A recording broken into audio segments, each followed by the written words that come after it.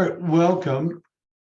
Today we're going to be talking about an elusive beast. Something like finding Bigfoot or something like that. Something you have to look for and search for. And what I'm talking about, I'm not really sure, but anyhow, where I'm going with all this is essentially what we're talking about is buyer loyalty. Now, if you've been around a while in real estate, you hear all these kind of negative sayings, right? I've heard a few. One of them is buyers are liars, right? I don't know if you've ever heard that. If you haven't heard it, then, great. If you haven't, then I'm the first one to say those words. By the way, if buyers are liars, sellers are yellers, right? That's a different class.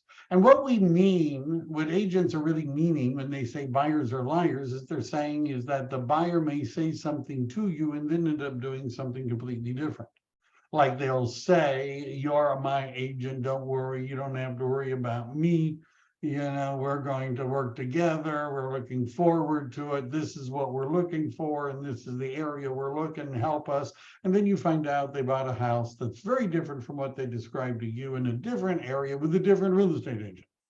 Hence the attitude, buyers are liars. Now, sometimes they just are, and sometimes they don't know what they want when they're starting, and so things change, and some of it might have to do with the way we interact with them, right? I'm just throwing that out there.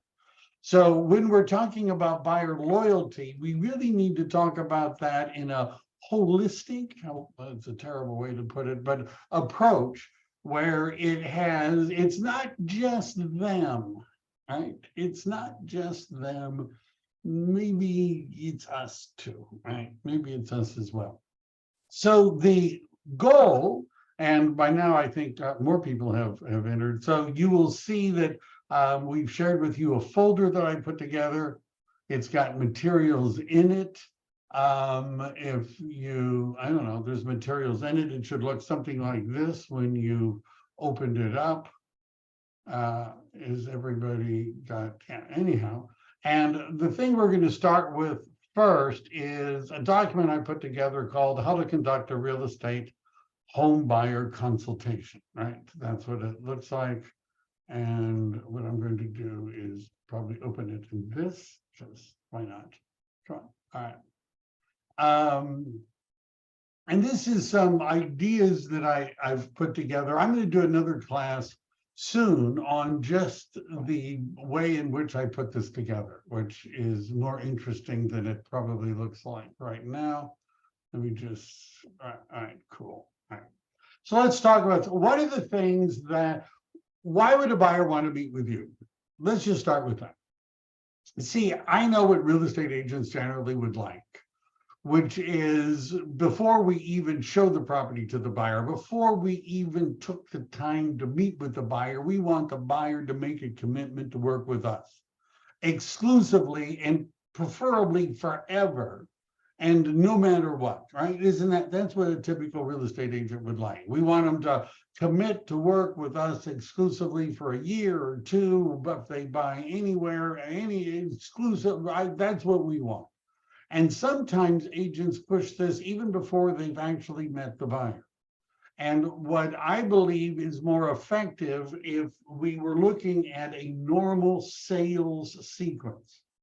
Right, and the normal old school sales sequence involves 4 steps. And the first step is to build rapport. Right, people don't care how much you know until they know how much you care. Right, it would be useful that we took some time to build rapport with people before we ask them to make a buying decision. The second step is to qualify.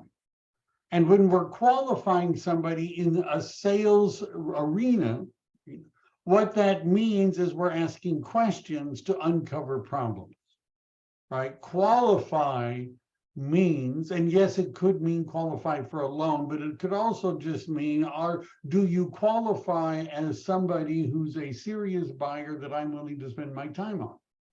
Right? Do you have an urgency? Are you motivated? Do you have the finances?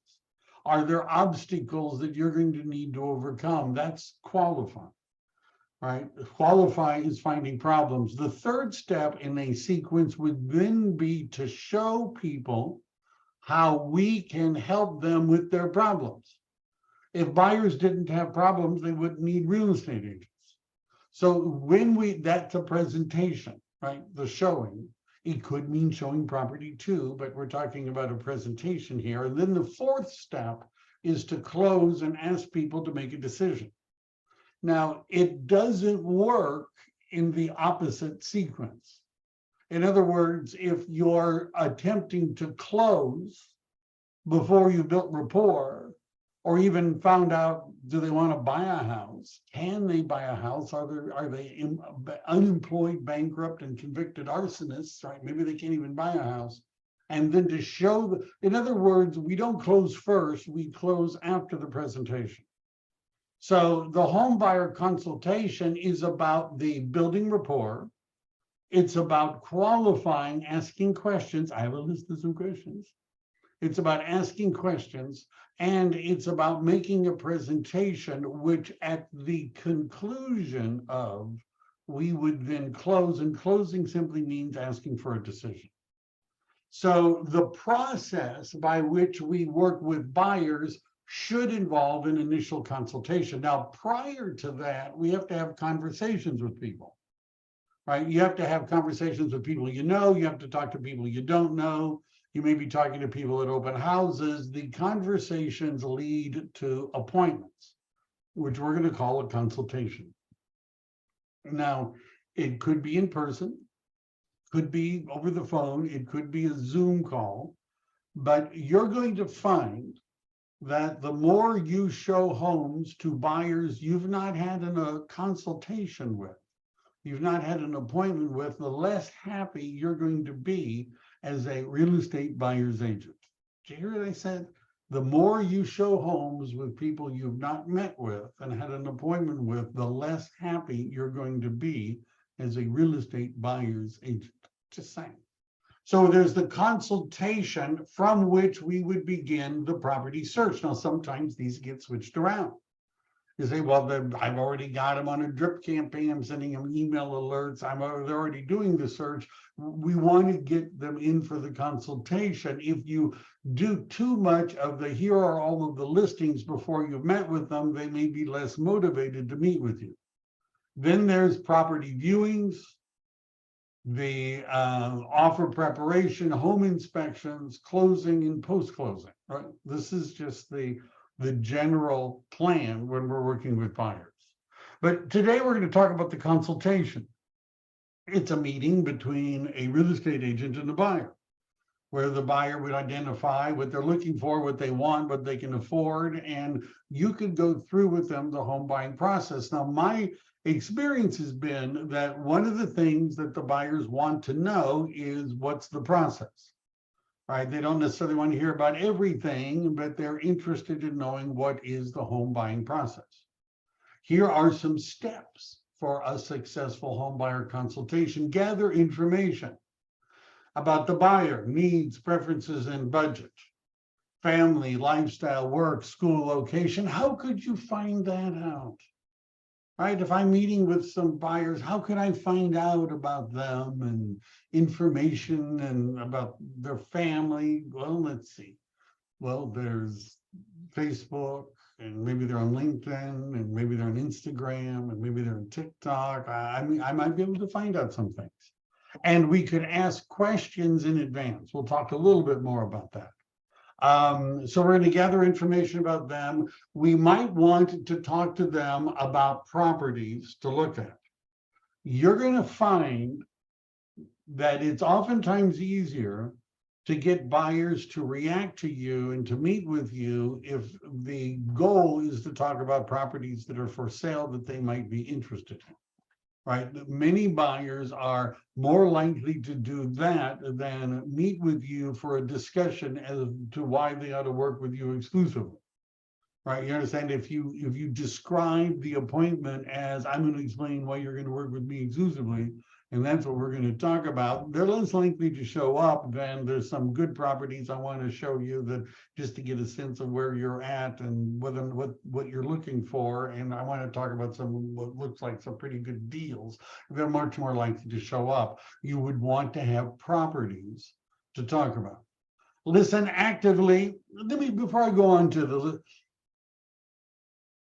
the list of properties, how many properties in your area that are currently on the market could you describe in detail to a potential buyer? How many of them have you seen as an agent, right? Maybe you're, I don't know if you're showing property. If you're showing property, this is less of a burden because you're seeing properties. But let's say you don't have any active buyers, right? You don't have any. My question is, how many active listings have you looked at that are on the market actively? That's kind of redundant. That you've gone to the open houses to check them out, that you've previewed them. Right now, most real estate agents, if they don't have a buyer, they're not looking at houses. Right? I'm just saying, for many real estate agents, if they don't have an active buyer, they're not looking at houses. But if you want to get an active buyer, it might behoove you, assuming you lack who's, it might behoove you to be looking at properties so that you can talk about them. This is sometimes referred to as your instant response inventory. Somebody says, well, we're looking for a 5-bedroom, 2-story with a bedroom downstairs and a full bath, for grandma, and the rest of us are going to live upstairs. Do you know of anything like that on the market? And you could say, yes, I do. I saw one just the other day. You might meet all of what you're looking for. When would you like to go see it? All right, that's a lot better. So your knowledge of inventory is not just useful when it comes to showing the property, it's useful when you're having conversations with people as to why they ought to work with you. Listen, during the listen, that means don't talk as much. Oh my gosh, I don't know about that. But ask open-ended questions. These are questions that can't be answered yes or no, right? At the beginning, we want the questions to be open-ended. Later, when we're showing the properties, we're going to want them to be a little more closed, right? What would be a good example? So what time frame are you looking at to get into your new home? That's an open-ended question. Is this what you meant by a country-style kitchen? See, now that's a yes or no question, right? We would use that to clarify something, but at the beginning, we want them to talk. You then show properties, guide them, and follow up. All of this could be used by you, like this is a reasonable steps, right, in the process. What to say? There isn't a magic formula, secret words, a poem that you could read to people such that they'll say, where do I sign? But we're going to go through some sample language. And this is the idea. My suggestion is you write your own outline as to what you would say if you were talking to a buyer. And make an outline. And then practice saying those words to a potential buyer. Maybe there's someone that that owes you money and that you're annoyed with, and tell them you want to practice your scripts on them, something like that. So let's say we're having the conversation, we would start by establishing rapport, right? And at a certain point, after we've understood their wants and needs and their goals, this is the showing part, explain the benefits of working with one agent. You see, the buyer might think that they're going to do better. I say, well, what does the buyer want from the agent? What does the buyer want? Well, the buyer would like to get the best deal when they're buying a house. More house for less money. They would like to be able to do it within the time frame that they have for getting into their new home before school starts, or whatever that time frame is, before the new job starts. And number 3, they would like the process to be as hassle-free as possible. right? That's what they're looking for. Now, when it comes to finding a property, sometimes buyers think that it's better if it's a horse race. I got an agent that's working on the east side and another one on the west side and another one on the north side, and I don't have anyone yet for the south side. You could be the agent for the south side, and whoever finds me a house, that's who I'm going to go with, right? They think that a horse race would be most effective in finding the house, motivating the agents. And the purpose of the conversation is you would want to explain to them how having one agent who knows and understands what they're looking for and is committed to helping them find it is likely to produce better results than having a bunch of different agents who aren't necessarily as committed. For example, I would say to a buyer, if I ran across a really good deal in off-market property, right, an investor who's selling it for below market value, I run across one of those deals, who am I going to talk to? Who am I going to tell about it? Now, if I have a buyer who says they're talking to every other buyer, every other agent they can because they think that's going to give them the best deal, but I also have what I would call my direct clients, people that have made a commitment to work with me, who am I going to tell about the good deal I came across? I'm going to talk to my direct clients. The other thing is, how hard am I going to work about finding properties that are not necessarily on the MLS? We're going to talk about that. But one of the value propositions you could have is that you're going to find properties for them that are off market, not in the MLS. I wouldn't do that without a commitment from the buyer. Right? I wouldn't do that either. Right. So your goal is to explain to them that having one agent who knows and understands what they're looking for and is committed to helping them find it is better than to have several agents who may not know and understand as well and aren't that committed. That's what I'm saying. Answer any of the questions they have about the process and ask them to make a commitment. Right? Politely ask if they're ready to make a commitment. So here are just some general questions. Now, I've included, most of you work for a large real estate broker. I don't know, maybe some of you, not all of you do. If you work for a large real estate broker, like let's say EXP, what you're going to find is they already have a lot of materials that you could modify. And if you're not with EXP, well, you should call me, right? But anyhow, for those of you that are, and if you're not at EXP, wherever you're at, should have something like this. But this is called Enterprise for those of us at EXP. And when we log in and we go down to the bottom of the page, there's a marketing center. And if you click on the marketing center, one of the things you can do is simply type in buyer and do a search, and you're going to see there's a buyer presentation, mobile presentation, questionnaires, 5 buyer commandments. This is more of a training thing. There's another questionnaire. I like this one. It's a little bit longer. There's some tips, some things you can post.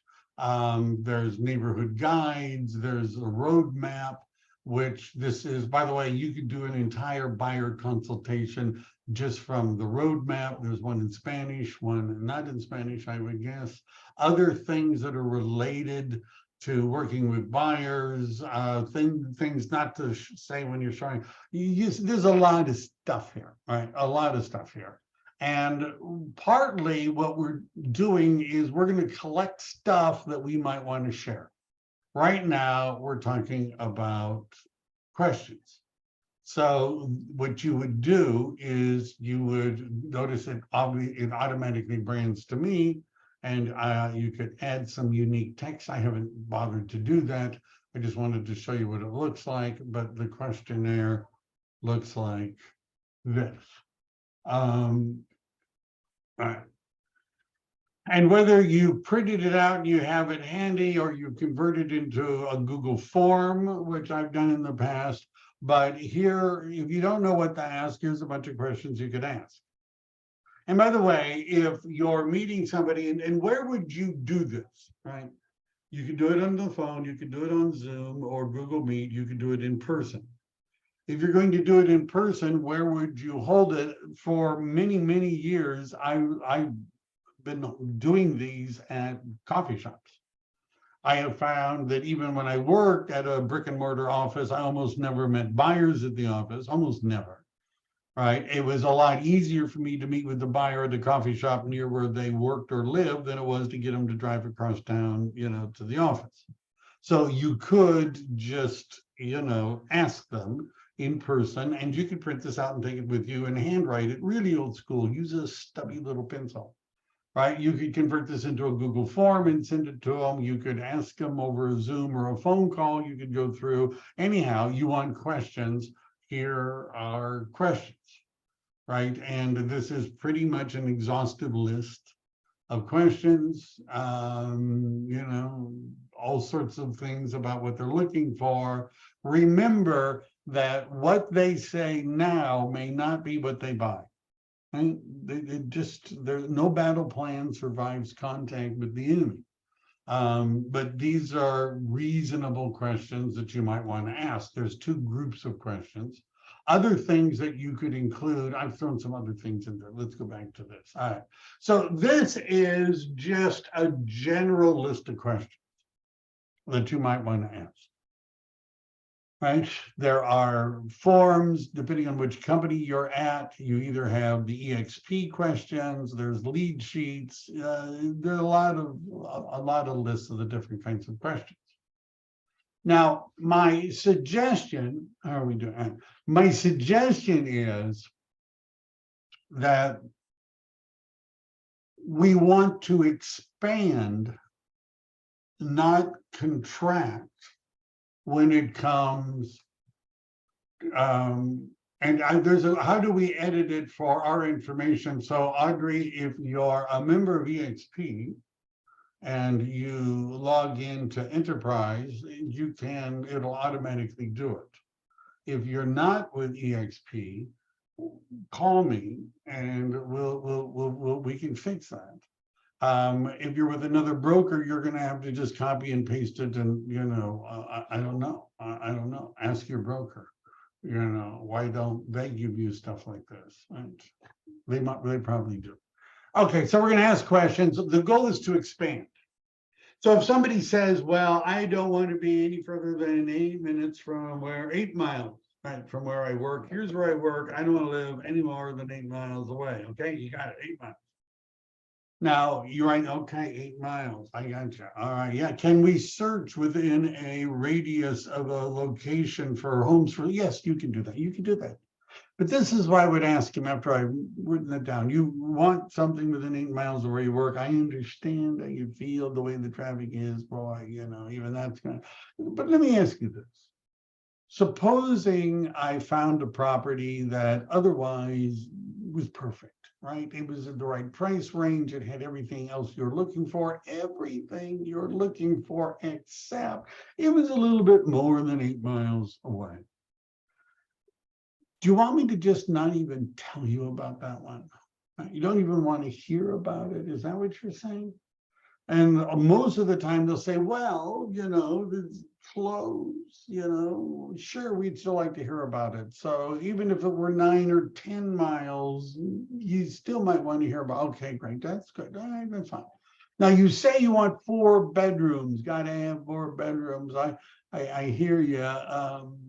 If everything else were matching, but there were only 3 bedrooms. Let's say it was a 3-2 instead of a 4-2. Are you saying that's completely out of the question? Under no circumstances do you even want to see it. You're not going to go look at it no matter. Is that what you're saying? Does everybody get the point of what I'm doing?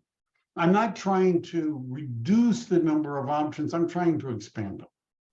Now you say, well, don't you want to narrow it down so you just show them the right ones? Well, I'm going to show them the right ones. But the right ones may not exist. Many times buyers describe a house that I know does not exist, right? The price that they want and the where, that does not exist. So we want to expand as much as we can what we're looking for.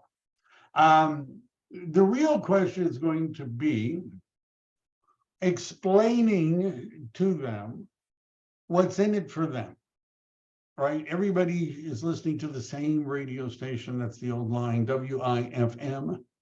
And WIFM stands for what's in it for me.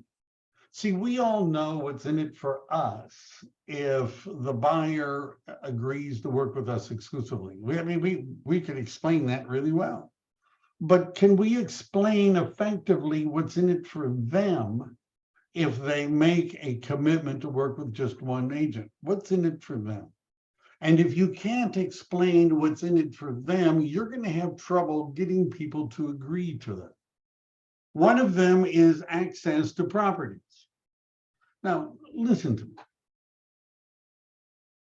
If I say to a buyer, you know, one of the ways to get the best deal possible when you're buying a home in the market like we're in right now is to get a property that is off market. And what off market means, it's not in the multiple listing service. And we get these listings and we find these properties, and for whatever reason, the owner would just as soon not have it be shown in open houses and all that, and they sell it what we call off market. And the advantage of you, for you as a buyer, is that you're not usually competing against other agents. It's better for you when it comes to negotiating a good price. Are you interested in properties like that? Now, most buyers are going to say, well, yeah, sure. All right, well, I just want you to understand one of the values that I provide my clients. And what I'm going to do is first, we're going to look and see if your dream home is on the market right now, but it might not be. Right. And the next step is we're going to take that criteria, your dream home, and we're going to find people that own properties like it long enough that they might be in the market to sell it, and that would be in the price range or area layout of what you're looking for. I'm willing to go dig up a house for you to buy. It's not just what's on Zillow. The good deals are not on Zillow, right? Because if it's on Zillow, everyone knows about it. Right, but if it's not on Zillow, if it's not in the MLS, that's where a really good deal. Now, in order for me to make a commitment to you that I'm going to spend time every day contacting current homeowners to see if they're interested in selling their house to you off market, if I'm going to be doing, I'm not going to do that unless you're willing to make a commitment to work with me exclusively during this time period. I'm not going to go dig for you, right? If you're simply saying, well, I'll find it myself on Zillow, that's, you know, whatever, but I'm not going to go digging. Does that make sense? Would you be willing to make a commitment to me for at least a few weeks to see how this goes? And I will see if I can dig up a property for you, in addition to showing you what's already on the market. How does that sound? Now, when they say, well, that's great, I want off-market properties, you might be thinking, well, what am I going to do now that they've agreed? I got to go find off-market properties. How am I going to do that? Now, if you were to Google search techniques for getting listings, Google search, one of the techniques, which, by the way, if not true, is a violation of the NAR Code of Ethics, but one of the techniques is to contact homeowners and begin with the phrase, I have a potential buyer for your house. So the NAR Code of Ethics says it is unethical for a realtor to tell a homeowner they have a buyer for their house if they don't in fact have a buyer for their house. But you understand, in this situation, you've really got a buyer. You've got one. Right, who is interested in properties in that area that fit that description. And if you're looking for something that they've owned it long enough that they're likely to have a lot of equity and may be willing to sell, the title company can give you a list. If you're on my team, I can show you how to get their phone numbers. And you could call them up, you could write them, and you could see, and this produces listings, right? Because you have a buyer leveraging it. Access to properties. I guarantee that if you make an agreement to work with me exclusively, I'm going to show you more properties. I'm going to search more properties. I'm going to search off-market properties. That includes expired listings. I'm going to search for sale by owners. I'm going to search new home subdivisions. I'm going to look for people that own properties like the one you're looking for that might be in a position to sell it. We will leave no stone unturned. If you agree to work with me, I'm going to show you more homes. You'll have more to choose from. Knowledge and expertise. If you've been studying the market, if you know the market, if you're previewing properties, if you can talk about what's hot and what's not and what the days on, all that sort of stuff, they're much more likely to want to work with you because you seem to know what you're doing. If you don't appear to know what you're doing, you don't appear to know what's going on in the market, why would anyone make an agreement to work with you exclusively? The higher level of competence you can show, which will translate into confidence, the easier it's going to be to get people to make this agreement. Strong negotiation skills. If an agent is willing to show you properties without any commitment on your half, if an agent says to you, I'm willing to give you 100% of my time, and you don't have to even say that you're going to work with me if you buy a house, that you're going to do whatever you want anyhow, but I'm going to work with you 100%, and no matter how good of a negotiator does that agent sound? Sound like they're a good negotiator? They're just giving it all away. All right. So I'm a good negotiator. My time is valuable. If you want somebody that is good at this on your side, you need to make a commitment exclusively. Time savings. Filter the properties. The National Association of Realtors does studies every year, and they consistently find that if you're working with an agent, you're going to find a house sooner, quicker. You don't have to see as many because we can help you filter them. And in fact, at this point, by the way, there's a graph that you can get from the internet, and it's from the National Association of Realtors Home Buying and Home Selling Survey, which, if you're on my team, a copy of the 2022 version is in our document library, and it shows how the buyers found the home they bought. And the biggest group found it on the internet, but about a third of the buyers found the house through their agent, about a third. So having an agent help you, you're more likely to, we're better at searching. We have time during the day to go preview them. We're back to that. Personalized service, representation. This gets to the point where there are some buyers who think, well, maybe I ought to just work with a listing agent, right? Less commissions, I'll save money, right? Because there'll be less commissions. And of course, the answer to that is, if you were getting divorced, would you use the same attorney your spouse was using just to save money, right? Oh, honey, you've already got a lawyer. Good, we can just use that lawyer. What could go wrong with that plan, right? So having somebody that represents you is more effective than working with the agent who's legally obligated to negotiate the highest price possible for the seller under the best terms and conditions possible for the seller.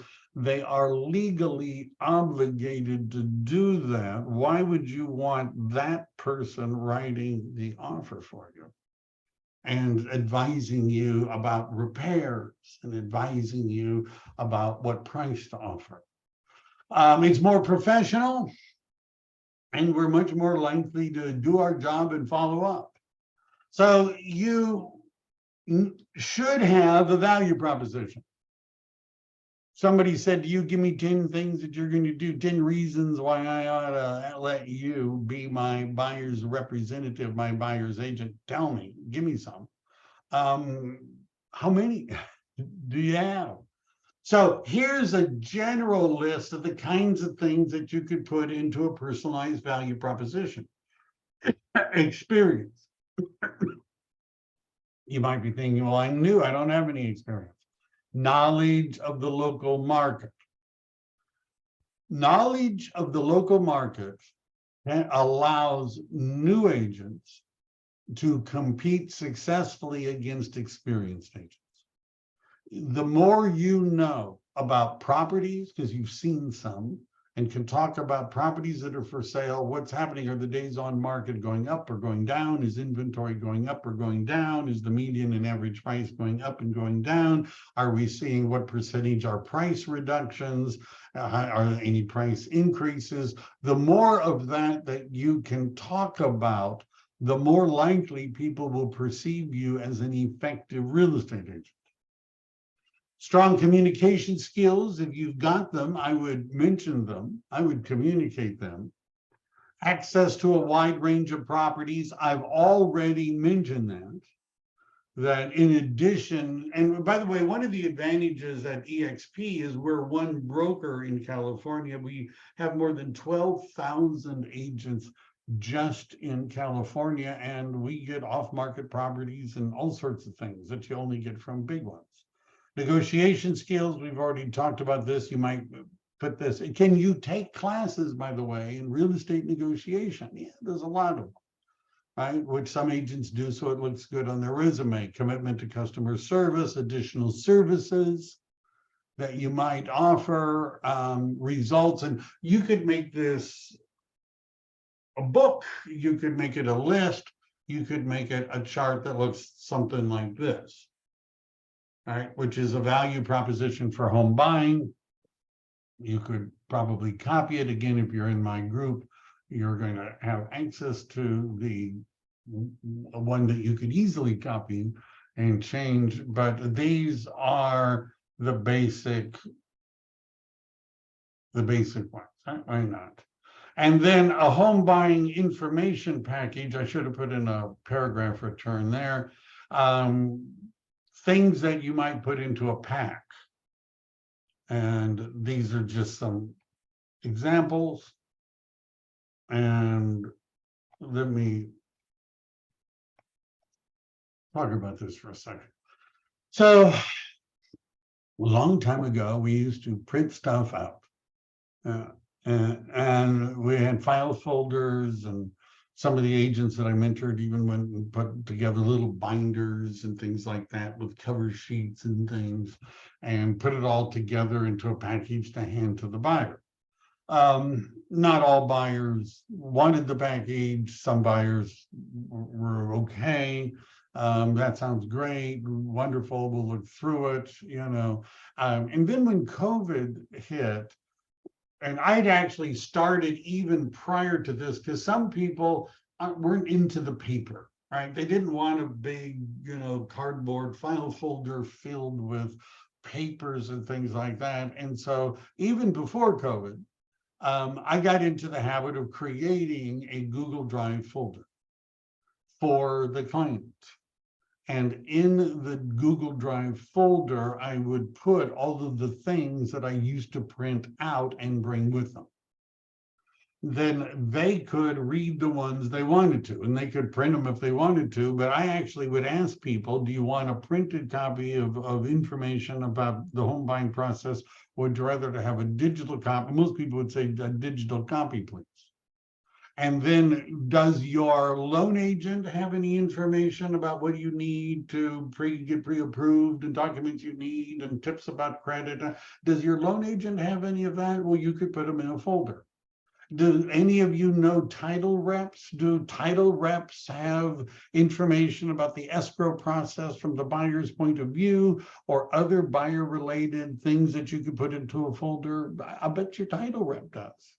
If you don't have a title rep, Lynn Dang, Chicago Title. If you don't have a loan agent, Jody Hatano at Golden One. But they'll give you information. Well, what else? One of the things that I noticed from my role as a team leader and being a broker is that every transaction, we get the buyer to sign a receipt that they've been given all of the environmental hazard booklets. I happen to know that many times they've maybe not really been giving them. And in other words, where the links, there's a link in the natural hazard disclosure statement to the environmental hazard books, but whether the buyer ever clicked on the link or what, who knows, right? They just signed the receipt. So I would create a subfolder that had all of the environmental hazards, the earthquake book, the ducks safety book, the environmental hazard book, the lead-based paint, all of that stuff, right? And I would put it all in the folder. So the value proposition, by the way, if I'm talking to a buyer one-on-one, I'm not necessarily going to go through all this.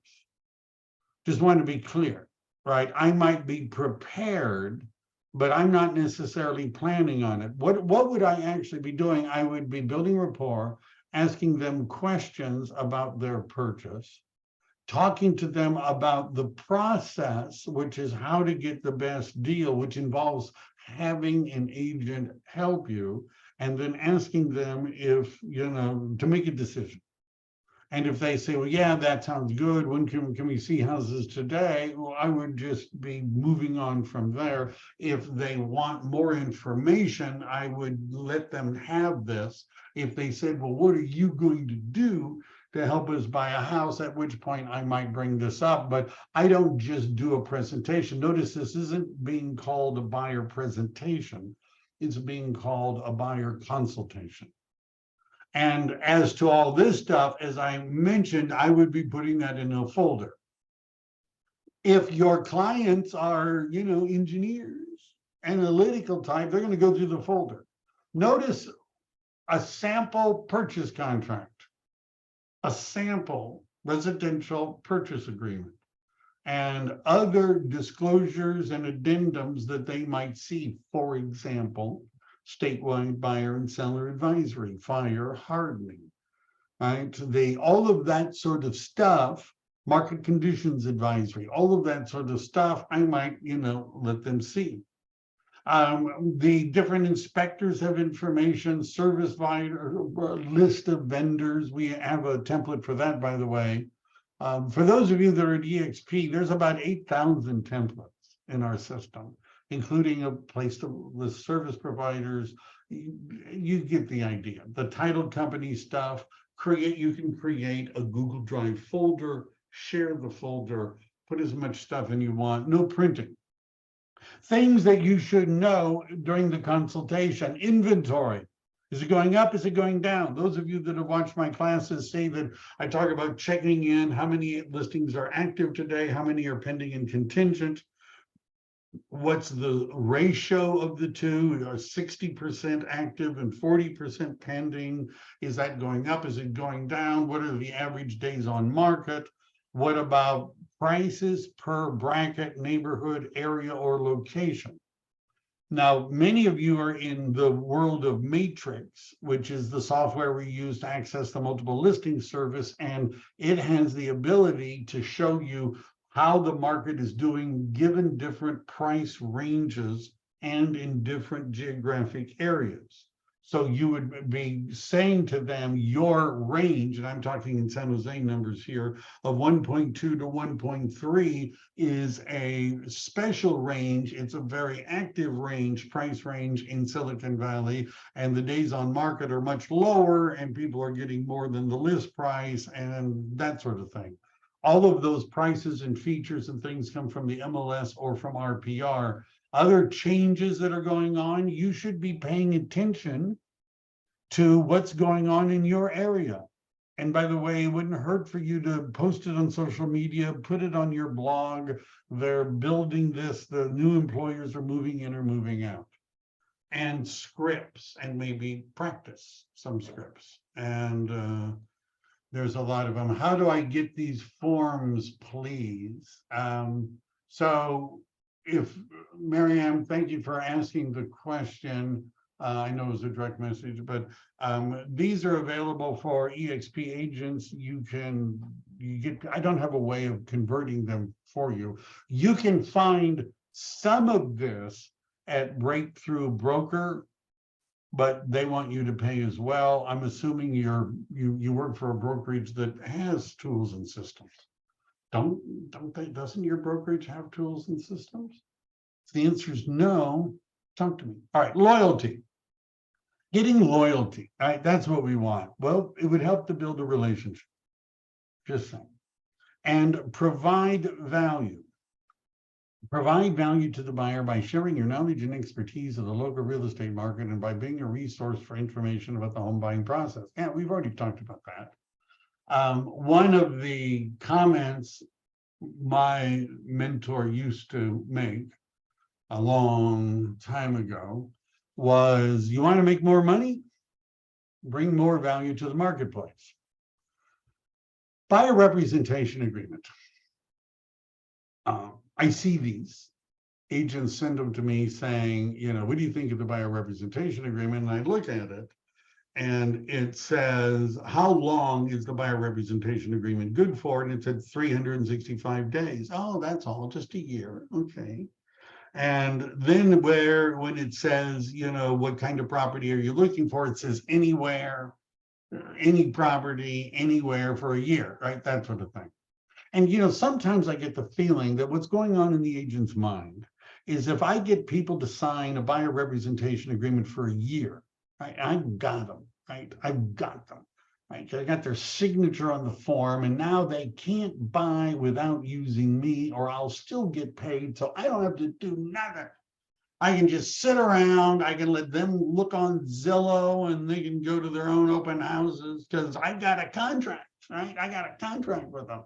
And when they find something at the open house or on Zillow and they want to write, they have to come to me because I got them to sign this contract, and then I'll write it up and I'll get paid and it'll be so easy. Right? I kind of think that's going on in some people's heads. The reality is it's different. First of all, that's a hard sell. Sign up for a year, we haven't even met, but but if I said instead to the buyer, and I have a script coming up on this, just give me a week, give me 2 weeks. Let me just show you how I work and see if you find value. Now, if they say, all right, we'll give you 2 weekends. Now what you need to do is to be the best buyer's agent ever. That would mean previewing properties before you show them. It would mean setting up other searches. I have news for you. Your MLS does not have all the homes that are for sale. Right? Your MLS does not have all the homes that are for sale in your area. Doesn't have them, not all. Why not? And the answer is because real estate agents list homes from out of the area. And although some MLSs share information, I can show you a map. Most of California geographically doesn't share. So if I'm in San Jose and an agent in CRMLS lists a house in San Jose, that house is invisible in my MLS. So if I set up a search for a buyer just using the MLS, it's not going to see that house. Not going to see the house. So how will they find it? It's on Zillow. So I'm going to do a class on this, but there's a program I use where if I set up a Zillow alert, you would set up a Zillow Redfin Realtor.com alert for your buyers that you have in the MLS. And what you're going to be doing is looking to see if they find listings that the MLS does not find. Because what you don't want is for the buyer to tell you about that listing that was listed from an agent in Huntington Beach, but for you to tell them about it. You understand this means going beyond running an MLS search. And there's a program I was alluding to where it will parse the emails from Zillow and Realtor.com and Redfin and create a spreadsheet of all the properties, so it makes it really easy to check. I'll do a class on that. So by providing value, I'm going to do more than just an MLS search. I'm going to preview the homes before I show them. if there's any disclosures, reports, or information that I can get from the listing agent prior to showing, I'm going to find out what that is and share it with my buyers.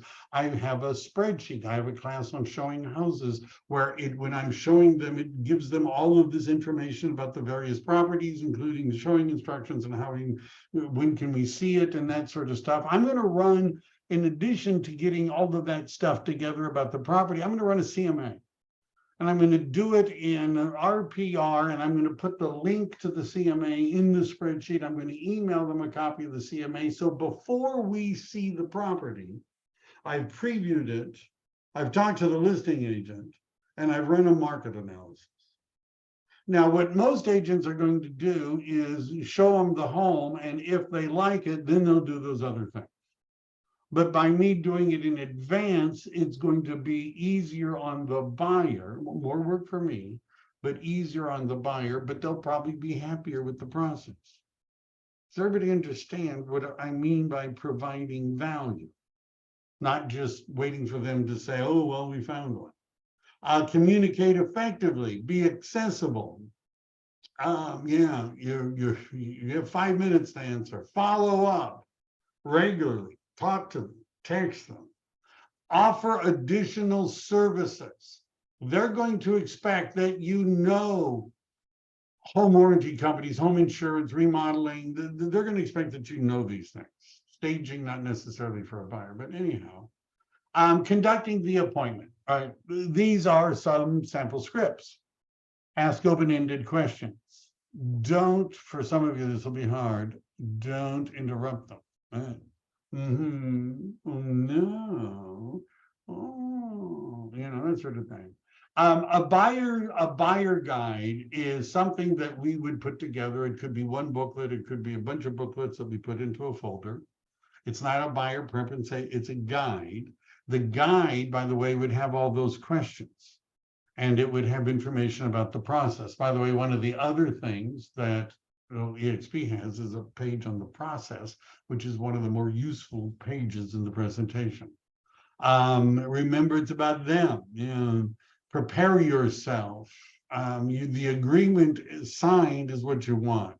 Have an appointment system in place. I use Calendly. It sends reminders. It really, really helps, right? To make sure we've created the appointment and everyone's going to show up. Have materials prepared in advance. The buyer guide is the questions we're going to ask and information we're going to provide. The value proposition, we've already gone through that. Follow up. Prepare in advance. And what you are looking for is, what is successful. It would be a signed agreement and an agreement on the next steps, right? That would be a successful consultation. So the agenda, what we're going to go through is setting the stage, talking about what we're doing, do a needs analysis and education, share your VP value proposition, service expectations, close for the agreement, and go on. So setting the stage, you want to get the buyer rep agreement signed, right? But you're going to want to establish rapport. And I actually start out by asking them, what is it that you're looking to accomplish today? What's your agenda? What would you like to see happen from our meeting? Now, after that, I'm going to explain to them, well, the purpose of us working, I'm going to explain to you how the process works, about buying a home and how to get the most money. And there's going to be an opportunity for us to work together. And what happens at the meeting is most people say, yes, this sounds great. And they sign a buyer representation agreement. We move forward, and some don't. And they want to go work with another agent. Either of those is okay. My job is to just explain to you your options. And then we're going to go into the buyer's guide. This is after rapport. We go into our buyer's guide, which is, remember, the questions we're going to ask them and have the value proposition available. So this would actually be a sample script. Thank you for taking the time to meet with me today. The purpose of the meeting is for me to thoroughly understand your wants and needs so we can find your ideal home or property. My job today is to find out what kind of home property will suit your lifestyle needs and wants. I'll educate you in the buying process, answer your questions, and then find out if this is something you want to pursue. How's that sound? But before we go visit any properties, we're going to define your ideal home and property, make sure that it meets your financial needs, and then discuss our expectation and roles in this business relationship. My mission is to find a property or house that meets your needs and is within your budget. We'll do that with the least amount of hassle and get you in your new home property when you need to be there. How does that sound? All right, great. I'm going to use this packet as our guide to make sure I don't miss any necessary details. And on Zoom, I would just be like you guys are on Zoom, just sharing it like this. So the needs analysis is where we're asking other questions: how many bedrooms, how many bathrooms, what's the square foot, what is the maximum age, what school districts, all that sort of stuff. Right. And then we would, with the questions, and follow up with the questions that are in the buyer guide. So here's some: tell me about the property you're looking for. Now, if they're a brand new buyer or somebody that hasn't bought the home, that's oftentimes the case. They are going to want to review the home buying process, right? Just so that they know. Others are experienced, they're investors. You don't need to explain to them the home buying process, but you want to start with, tell me about the property. Now, if they're seasoned buyers, they've done this before, they probably know what pre-approval is and may already have it. If they're not, you need to talk about it. I still see listings where it says, if you're not pre-approved, we're not even going to let you look at the house. All right, we want to see proof of funds and pre-approval to show the house. No one will even look at your offer without that. So you need to, and we could go more into that script, but you need to find out what a lender is willing to lend. I can recommend 3 lenders, right? I oftentimes mention that. But my preferred choice is, and I usually say you got to talk to a bank, you got to talk to a mortgage company, you got to talk to a credit union. They have different kinds of loans and they work a little bit differently. Here's a list of 3. By the way, I would start with the credit union. Credit unions are nonprofits. Oftentimes they have products that are better than the others. Why don't you start there? But if, we'll move you to the other 2 if we need to. How does that sound? Great call.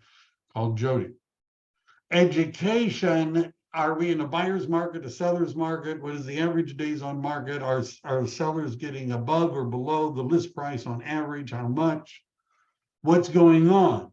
What would the homes in your desired price range, right? Remember, the MLS will target statistics based upon different areas and price ranges, right? And you want to be able to know what that and to explain it to them, because they're reading what it says the market is like nationally, but they may be buying in an area where it's very, very different.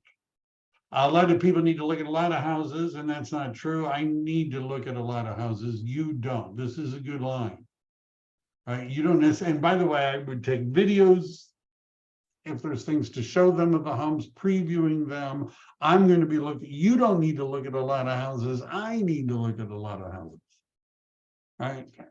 Isn't that important to you? Find you in the least amount of time, the best deal. It's my job to look at and evaluate what is available, screening what comes on the market, to finding those closest to what you want. You will only see the best ones that are a good fit. How does that sound? By the way, research indicates that if you work for an agent, you see, fewer homes, that sort of thing. I haven't updated that, but every year it's pretty much the same statistics. Great. You go on about your day-to-day activities. I'm going to, be out there looking for you.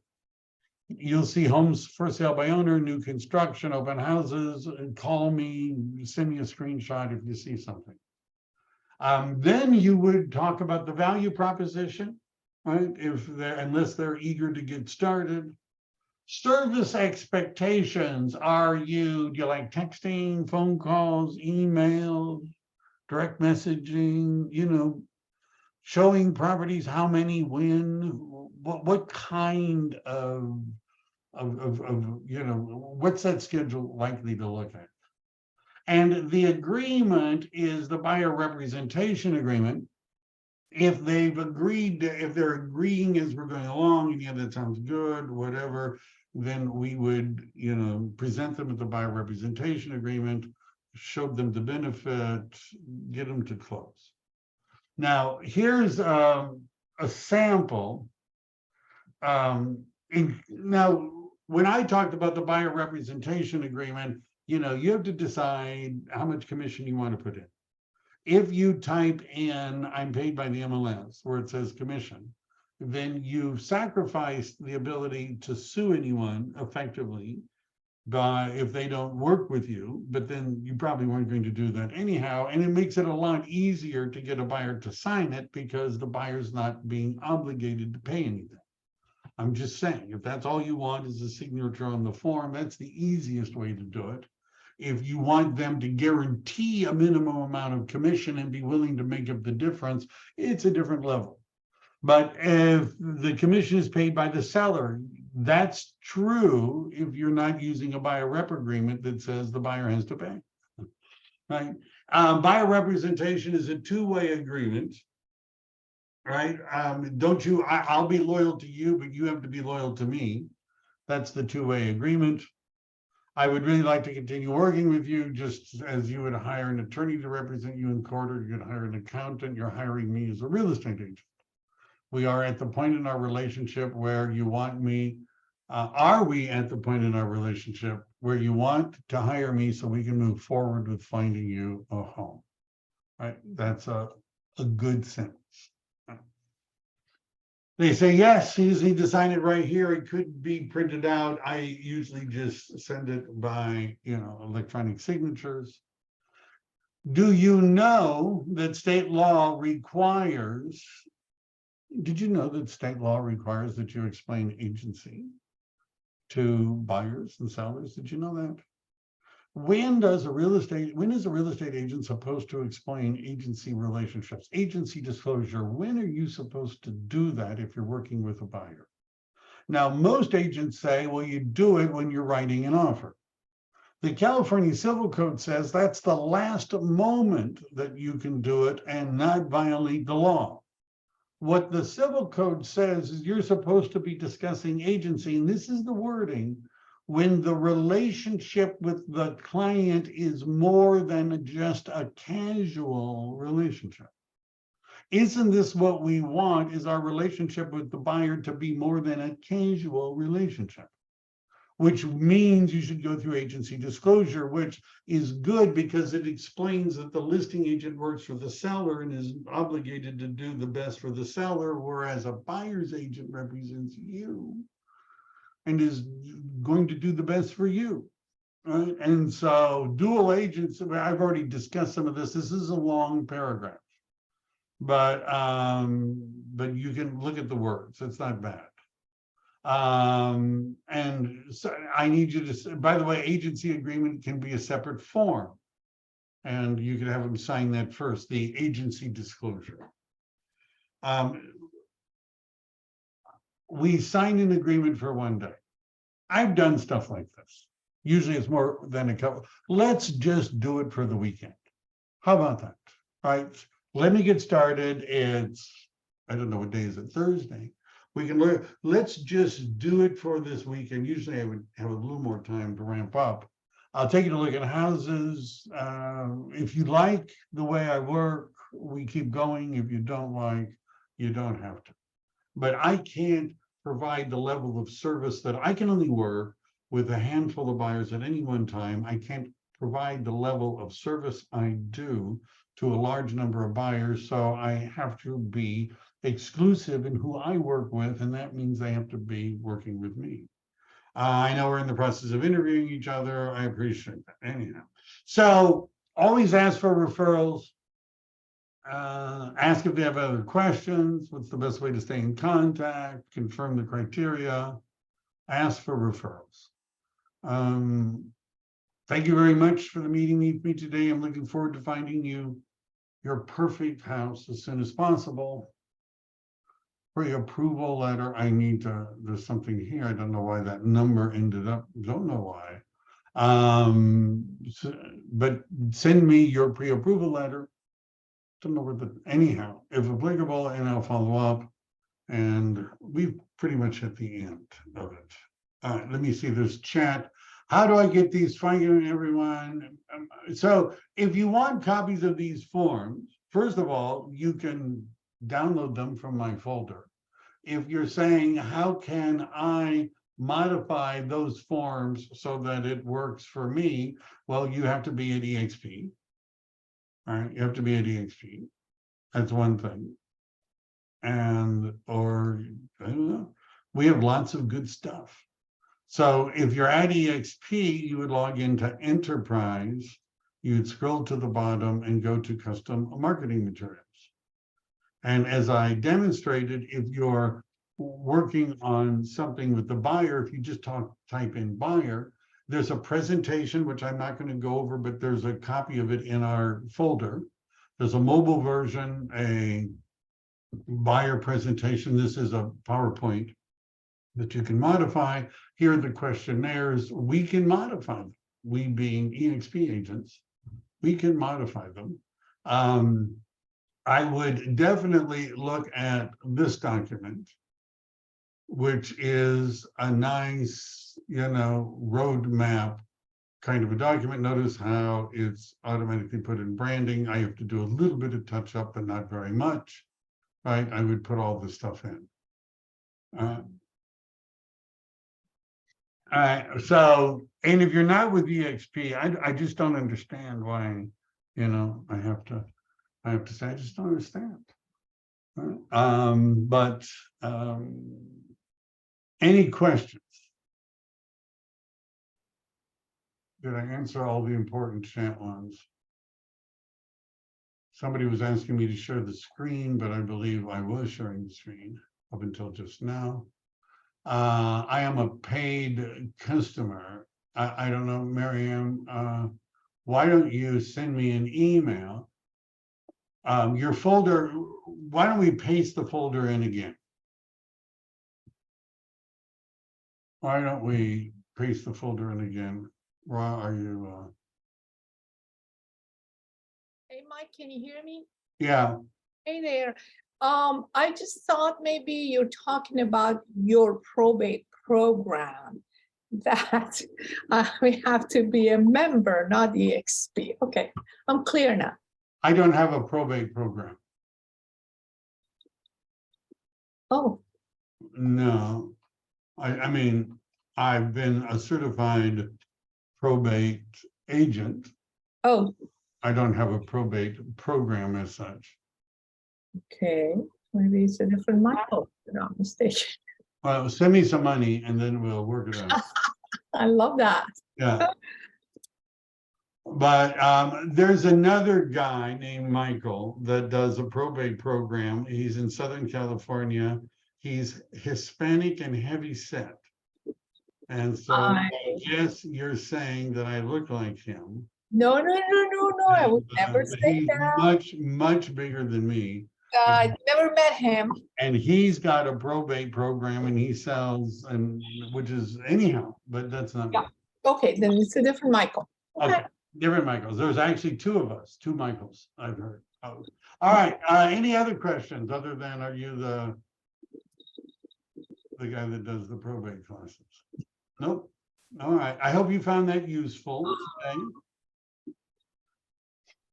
If not, well, I can't help that. All right, well, thank you very much. Any questions, reach out to me. Have a great day, everybody. Stay safe out there. Thank you. Bye. Bye, Michael. Goodbye. Bye, Mike.